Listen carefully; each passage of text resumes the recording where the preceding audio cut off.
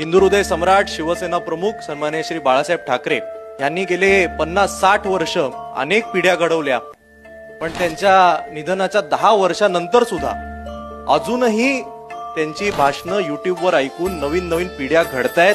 मला वाटतं ही आपल्या सगळ्यांसाठी एक अतिशय अभिमानाची बाब आहे. एखादा नवीन पक्ष उभा करायचा आणि तो उभा करत असताना केवळ वक्तृत्वाने उभं करायचं, मला वाटतं जगामध्ये खूप कमी उदाहरणं असतील आणि त्यामधलं एक उदाहरण हे आपल्या शिवसेनेचे.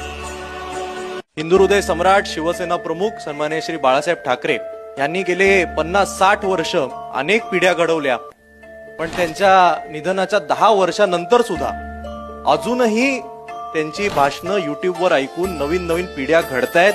मला वाटतं ही आपल्या सगळ्यांसाठी एक अतिशय अभिमानाची बाब आहे. एखादा नवीन पक्ष उभा करायचा आणि तो उभा करत असताना केवळ वक्तृत्वाने उभं करायचं, मला वाटतं जगामध्ये खूप कमी उदाहरणं असतील आणि त्यामधलं एक